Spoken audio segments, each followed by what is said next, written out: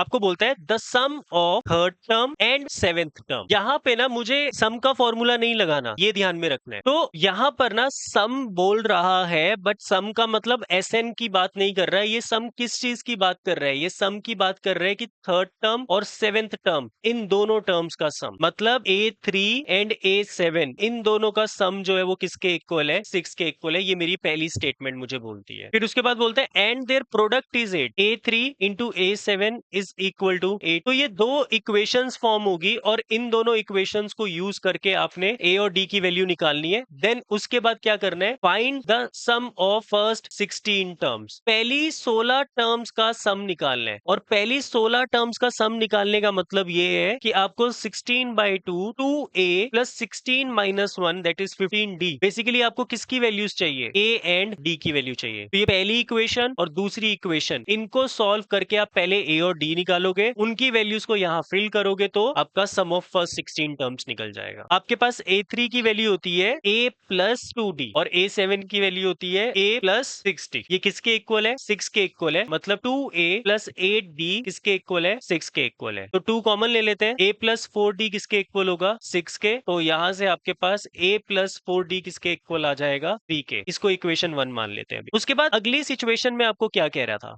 ये तो first situation को सॉल्व किया हमने। जो अगली सिचुएशन है उसमें आपको कहता है चक दे फट्टे नपते गिल्ली। ऐसा नहीं कहता, तो बोलता है A3 into A7 is equal to 8। तो A3 की वैल्यू वापस डाल दो, A प्लस 2D। A7 की वैल्यू A प्लस 6D, इसके इक्वल है 8 के। अब यहाँ पे मैं पता है क्या कर सकता हूँ? A की वैल्यू फिल कर सकता हूँ, इजी हो जाएगा, है ना? तो इसको इक्वेशन 3 नाम दे रहे हैं। Putting equation 3 in above equation. तो जब मैं पुट करूंगा तो मेरे पास आएगा A की जगह पे 3 minus 4D plus 2D, 3 minus 4D plus 6D is equal to 8। 2D minus 4D करोगे तो 3 माइनस 2D आ जाएगा, और यहाँ पे 3 प्लस 2D आ जाएगा, इज इक्वल टू 8। आइडेंटिटी बन जाएगी A minus B A plus B which is equal to A square minus B square is equal to 8। तो 9 minus 8 is equal to 4D square, 1 is equal to 4D square. तो D की value कितनी होगी? D square की value 1/4, तो D की value plus minus 1/2। तो ये मेरी D की वैल्यू निकल गई, प्लस माइनस 1/2। यहाँ पर ना A की वैल्यू 2 आएंगी जब मैं सॉल्व करूंगा। जब मेरा D प्लस 1/2 है तो A की वैल्यू क्या होगी? A की वैल्यू निकालने के लिए A is equal to 3 minus 4D है, तो 3 माइनस 4 इंटू 1/2 करोगे तो यहाँ से आपके पास A की वैल्यू आ जाएगी +1। एंड जब आप B माइनस 1/2 लिखोगे तो A की वैल्यू क्या होगी? 3 माइनस 4 इंटू माइनस 1/2, 2 और ये 2 कैंसिल हो जाएगा, 3 plus 2 which is equal to +5। तो ये मेरी A की वैल्यू हो गई। यहाँ पर मेरी D की वैल्यू भी 2 निकल रही है और A की वैल्यू भी 2 निकल रही है, इसलिए सम की भी कितनी वैल्यूज निकलेंगी? 2 वैल्यू निकलेगी। एंड अगर मैं गलती से भी ये D प्लस माइनस 1/2 करना भूल गया, सिर्फ 1/2 कर दिया, तो मेरा A एक निकलेगा, सम भी एक ही निकलेगा, तो नंबर भी आधे ही मिलेंगे क्योंकि काम पूरा नहीं किया मैंने। ठीक है, तो अभी सम ऑफ 16 टर्म्स निकालते हैं। सम ऑफ 16 टर्म दो सिचुएशंस के अकॉर्डिंग निकलेगा। जब मेरा A